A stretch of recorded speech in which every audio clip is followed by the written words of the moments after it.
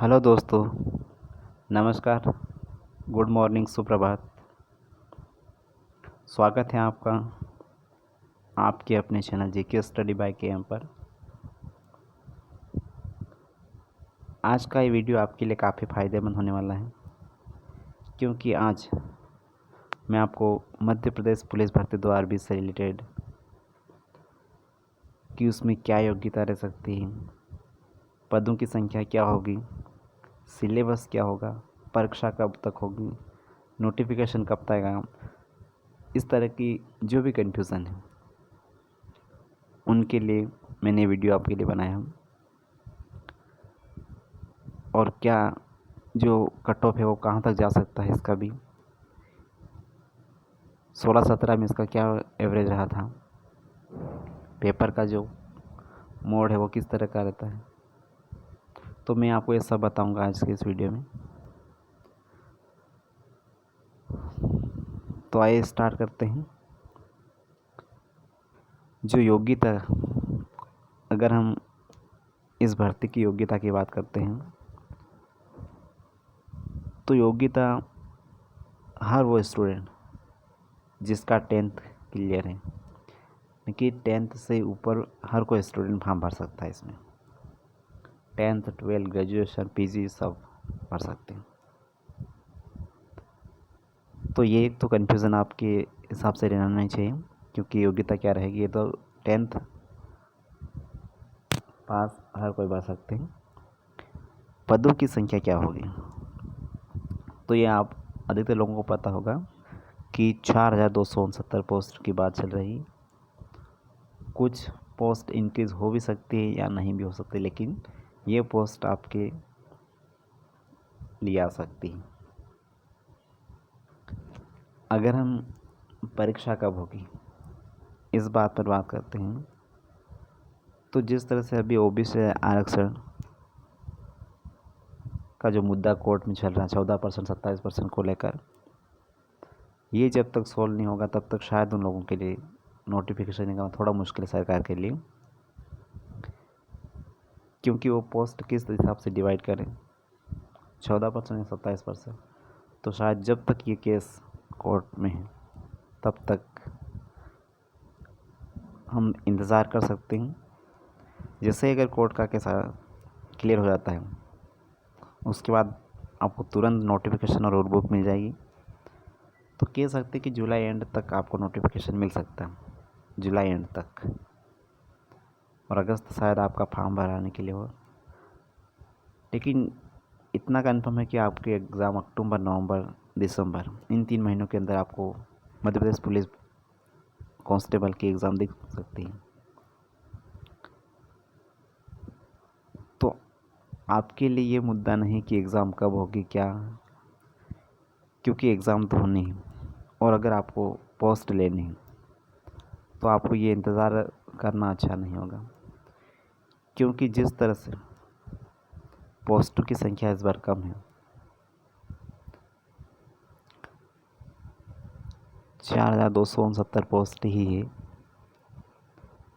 तो इस हिसाब से आपको अभी वेट करना शायद आपके लिए अच्छा नहीं होगा, क्योंकि पूरे एमपी में 4269 पोस्ट, और इसमें भी बहुत सारे डिवाइड होंगे अंदर। तो पोस्ट मिलना बहुत मुश्किल है इस बार। तो आपको जितना जल्दी तैयारी करो उतना आपको फ़ायदा है। वो स्टूडेंट जो सीरियसली, जो ओवरेज होने की कगार पर है, उनके लिए ये बहुत अच्छा मौका है कि वो बहुत जल्दी तैयारी स्टार्ट कर दें। अगर हम यहाँ पर सिलेबस की बात करते हैं, सिलेबस की बात करें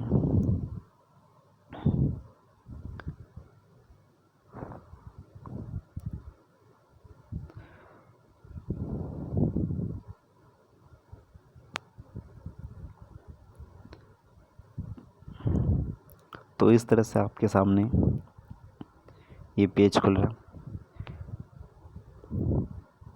यहाँ पर आपको रीजनिंग, जनरल नॉलेज, मैथ्स और साइंस, ये 4 टॉपिक है जिनसे आपका भी पेपर बनता है। रीजनिंग आपको 40 नंबर की मिलेगी, जनरल नॉलेज 30 नंबर का, मैथ्स 20 नंबर की और साइंस 10 नंबर का। यानी कि कह सकते हैं कि 40 नंबर का आपका जीएस, जनरल नॉलेज, मैथ्स 20 की और 60 का रीजनिंग। तो ये आपके लिए 100 नंबर का। अगर हम जीके की बात करें तो इसमें इन्वायरमेंट से रिलेटेड जो भी करंट इशू है अधिकतर उससे पूछा जाता है।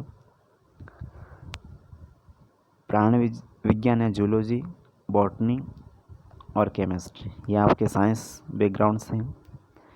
अगर हम विविध से लें, लूसेंट में विविध वगैरह देखें तो इसमें आपको फेमस बुक मिल जाएगी, basic computer, Indian culture, geography, polity, basic GK, sports, इतिहास, संस्कृति, परंपरा, त्यौहार, भारतीय राजनीति यानी कि इंडियन पॉलिटिक्स,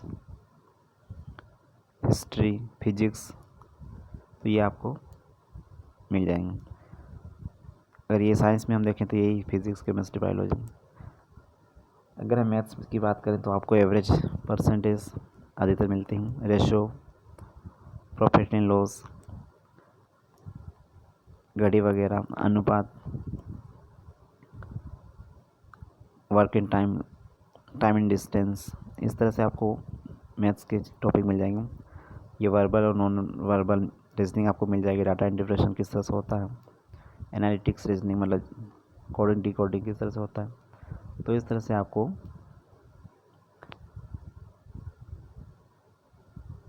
ये पेपर इस तरह से आता है। जीके की अगर हम बात करें, आपको 30 और 10 ये जीके जनरल नॉलेज। यहाँ पर आपको समझना है कि जनरल नॉलेज का वेटेज किस तरह से आता है। ये 10 तो आपको साइंस, और साइंस में आपको जो पढ़ना है वो सिर्फ और सिर्फ आपको बायोलॉजी, जिसके अंदर का बॉटनी और जूलॉजी है। केमिस्ट्री, फिजिक्स आपको पढ़ने की ज़रूरत नहीं। ये जो आपको पढ़ना है वह बायोलॉजी, यानी कि जो 11वीं और 12वीं की अगर बायोलॉजी आप अच्छे से पढ़ लेते हो तो आपके 10 प्रश्न कहीं भी नहीं जा सकते। क्यों? 10th और 11th और 12th की बायोलॉजी ही आपके लिए काफ़ी सर, और अगर वो आपने अच्छे से पढ़ ले तो आपके 10 नंबर कहीं नहीं जा सकते।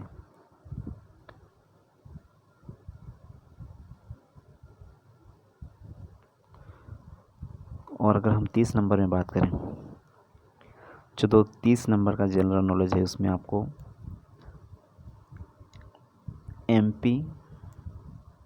एमपी से रिलेटेड आपको कल्चर पढ़ना है। कल्चर के अंदर आपको त्यौहार मिल जाएंगे, लोक नृत्य, इस तरह से आपको मेले वगैरह, मकबरे, समाधि, आपको इस तरह से सभी मिल जाएंगे आपको कि किले कहाँ पर है, ये किला किसका बनाया हुआ है। इसके बाद आपको एमपी में जियोग्राफिकली पढ़ना है कि सांची के स्तूप कहाँ पर है, भीमबेटका कहाँ पर है, ये आपको बहुत इम्पोर्टेंट रहते हैं आपके लिए। इसके बाद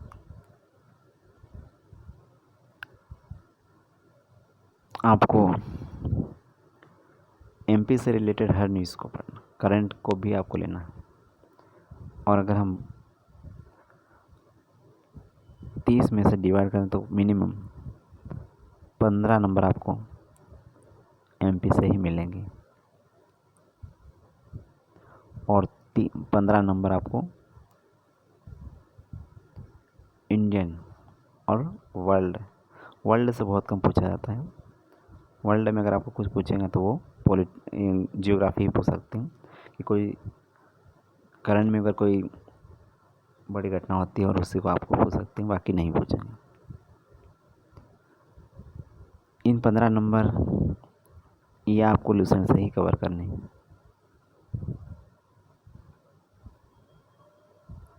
पंद्रह आपको लूसेंट से ही कवर करने, जिसमें आपको विविध पढ़ना है, पॉलिटी पढ़नी है, हिस्ट्री पढ़ना है और जियोग्राफी और इकोनॉमिक्स। ये 5 चीज़ें आपको सिस्टमेटिक पढ़नी पड़ेगी।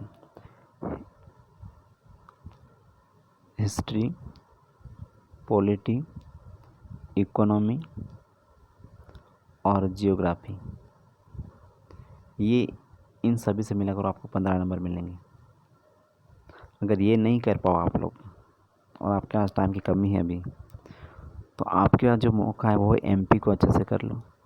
एमपी से 15 नंबर कहीं भी नहीं जाने चाहिए।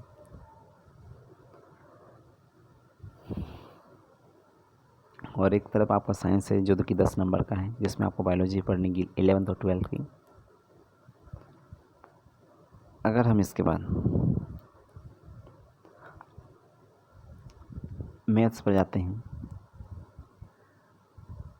तो मैथ्स में आपको कुछ टॉपिक्स हैं, जैसे कि आपका रेशो हो जाएगा, एवरेज हो जाएगा, percentage, profit and loss, work and time, time and distance, मिश्रण।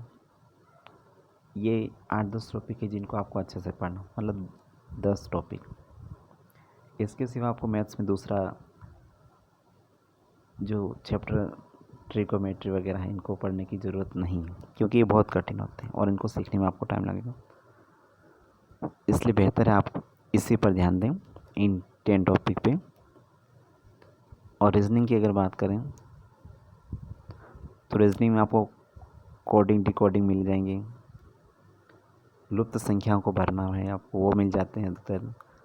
आपको आकृति मिलेगी, उसमें आकृति को जमाना है, कूट मिलेंगे आपको। इसके बाद आपको कथन और निष्कर्ष मिल सकते, सीटिंग अरेंजमेंट, कैलेंडर, आयु। तो इन मेन जो टॉपिक आपको बहुत थोड़ा इजी लगते हैं, उन्हीं को करो, ताकि उनका बार बार रिवीजन करो।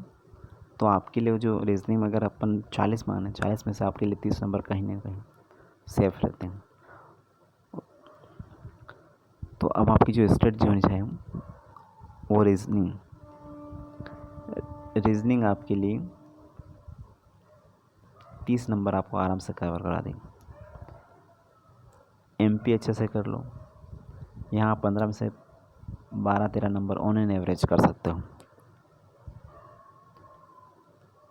और जनरल नॉलेज अगर अपन इंडिया वगैरह का देखते हैं, करंट वगैरह, उसमें से आप 7-8 नंबर ऑन एन एवरेज तो ला सकते हो, अगर आपका नॉलेज नहीं है तो।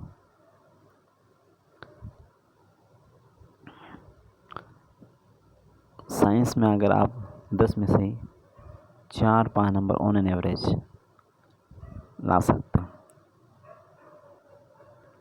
और रही बात मैथ्स की, तो 20 में से आपकी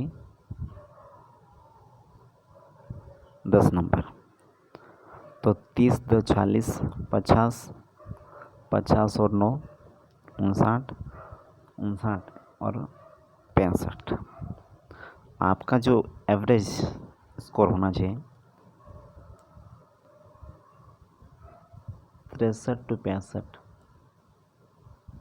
यहाँ पर आप सेफ हो सकते हैं इस बार।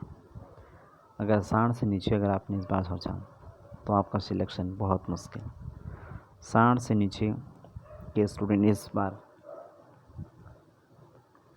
बहुत कम उनके पास उम्मीद रहेगी, क्योंकि 16-17 की अगर हम बात करें, 2017 में 52-53 तक भी सिलेक्शन रिटन एग्ज़ाम में हो गया था। लेकिन जो मेडिकल होता है, फिज़िकल वगैरह, फिज़िकल के बाद ये कट ऑफ 58 पे पहुंच गया था। 58 तक के लोग का सिलेक्शन हुआ था। लास्ट ईयर पोस्टों की संख्या भी ज़्यादा थी, तो इस हिसाब से इस बार देखें तो जो पोस्ट की संख्याओं को देखते हुए इस बार कट ऑफ आप ST SC हो, तो आपके लिए 65 का स्कोर बहुत ही सेफ रहेगा। अगर आप पूरी तरह से अगर चाहते हो कि मेरा सिलेक्शन हो, तो आपको 65 प्लस रहना पड़ेगा। वो पेपर के मोड कि पेपर का पैटर्न किस तरह से, उस पर भी डिपेंड करता है। पर आपका जो अभी एवरेज रहना चाहिए वो 65, क्योंकि अभी टाइम भी आपके पास बहुत है। एग्ज़ाम मिनिमम 3 महीने लगा 3-3.5 महीने हो जाएंगे। तब तक आपके लिए जो टाइम है उसमें आपका जो एवरेज सेटअप रहना चाहिए वो 65 तक का स्कोर होना चाहिए। तभी आप फिज़िकल के लिए अच्छे से तैयारी कर सकते हैं, वरना वही आपका कन्फ्यूज़न, क्योंकि एग्ज़ाम निकालना और एग्ज़ाम के बाद फिर आप फिज़िकल की तैयारी करने के बाद अगर आपका सिलेक्शन नहीं होता तो ये आपके लिए बहुत बड़ा वो होता है।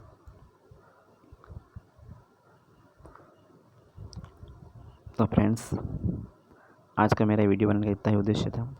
कल से मैं आपको 2017 का फर्स्ट शिफ्ट का पेपर लेके आऊँगा, ताकि आपको समझ में आ जाए कि किस तरह से पेपर आता है, और वो पूरा 100 नंबर का पेपर मैं आपको रिवाइज़ कराऊँगा और दिखाऊँगा कि इस तरह का पेपर का पैटर्न जो एकदम से नए स्टूडेंट हैं उन लोगों के लिए।